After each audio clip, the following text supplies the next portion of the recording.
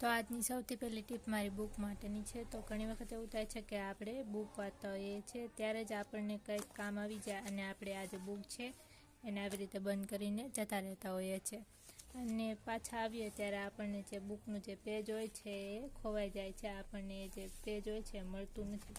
તો એના માટે આપણે શું કરવાનું કે જ્યારે પણ આપણે અર્જન્ટ કોઈ કામ આવી જાય ત્યારે આપણી જે આવી વાળમાં લગાવવાની જે પિન હોય છે એ આપણે લેવાની છે અને એને જે પણ આપણે પેજ વાંચતા હોઈએ ત્યાં જે પિન છે એને આવી રીતે લગાવી દેવાની છે। તો આવી રીતે તમે લગાવી દેશો તો આસાનીથી જે પેજ હોય છે એ તમને મળી જશે। તો આવી રીતે તમે જે પેજ છે એને આસાનીથી ગોતી શકો છો। તો આવી રીતે તમે જે આ પિન હોય છે એને યુઝ કરી શકો છો। તો આ જે ટીપ છે તમને કેવી લાગે મને કોમેન્ટમાં જરૂરથી જણાવજો। તો આની પછીની ટીપ આપણે જોઈએ। તો નેક્સ્ટ ટીપ મારી જે ફેસ વોશનું પાઉચ હોય છે અથવા તો જે કોલગેટ હોય છે એનું જે પાઉચ હોય છે એના માટેની છે। તો ઘણી વખત એવું થાય છે કે આપણે જે આ ફેસ વોશ હોય છે ખાલી થઈ ગયું હોય તો એની અંદરનું જે પણ કંઈ વધેલું જે ફેસ વોશ હોય છે એ આપણે કાઢવું હોય છે તો એ આસાનીથી નીકળતું નથી। તો એના માટે આપણે શું કરવાનું છે કે આપણે આવી જે પિન હોય છે એર પિન એ આપણે લેવાની છે અને એને આવી રીતે આપણે જે ફેસ વોશનું પાઉચ હોય છે ત્યાં લગાવી દેવાની છે અને પછી આ જે પિન છે એને આપણે આવી રીતે પ્રેસ કરવાની છે।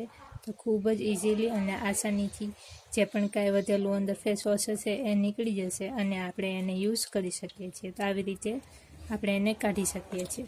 તો આ જે ટીપ છે તમને કેવી લાગી એ મને કોમેન્ટમાં જરૂરથી જણાવજો। તો આની પછીની ટીપ આપણે જોઈએ।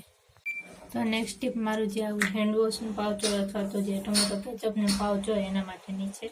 તો સૌથી પહેલાં તો આપણે જે આ હેન્ડ વોશનું પાઉચ હોય એની અંદર પાણી નાખીને એને સારી રીતે સાફ કરી લેવાનું છે। તો સૌથી પહેલાં આપણે આ જે હેન્ડ વોશ છે એને સારી રીતે સાફ કરી લઈએ અથવા તો તમે આની અંદર પાણી નાખીને આની અંદર જે પણ કાંઈ વધેલું હેન્ડ વોશ હોય એને કોઈ પણ વાસણની અંદર કાઢી શકો છો આવી રીતે।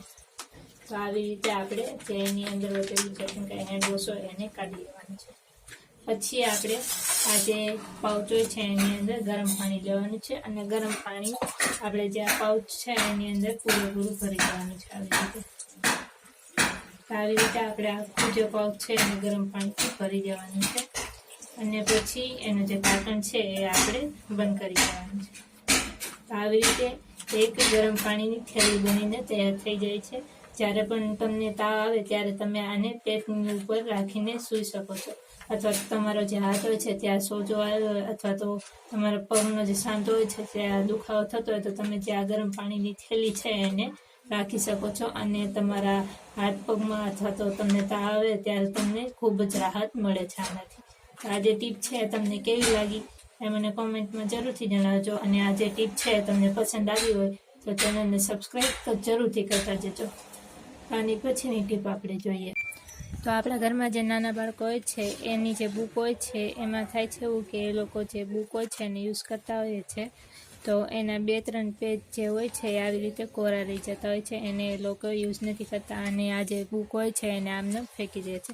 તો આપણે શું કરવાનું કે આપણા જે પણ કાંઈ પેજ વધેલા હોય એ પેજમાંથી આપણે એક પેજ જે છે એને આપણે સૌથી પહેલાં તો આવી રીતે ફાડી લેવાનું છે। આવી રીતે ફાડ્યા બાદ આ જે પેજ છે એને આપણે આવી રીતે વાળી લેવાનું છે।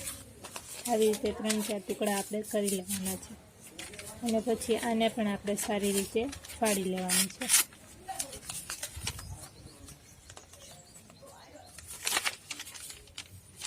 આવી રીતે ફાડ્યા બાદ આ જે ટુકડા હોય છે એને આપણે આવી રીતે ભેગા કરીને આપણા ઘરમાં જે પણ કાંઈ સેફ્ટી પિન હોય છે એની મદદથી આ જે પેજ છે એને સારી રીતે આપણે બાંધી લેવાના છે।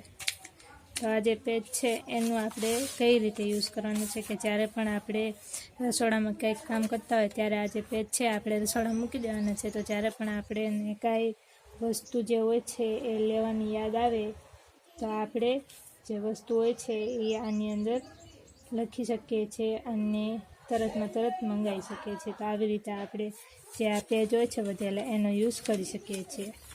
તો આ જે ટીપ છે એ પણ તમને કેવી લાગે મને કોમેન્ટમાં જરૂરથી જણાવજો। તો નેક્સ્ટ ટીપ આપણે જોઈએ।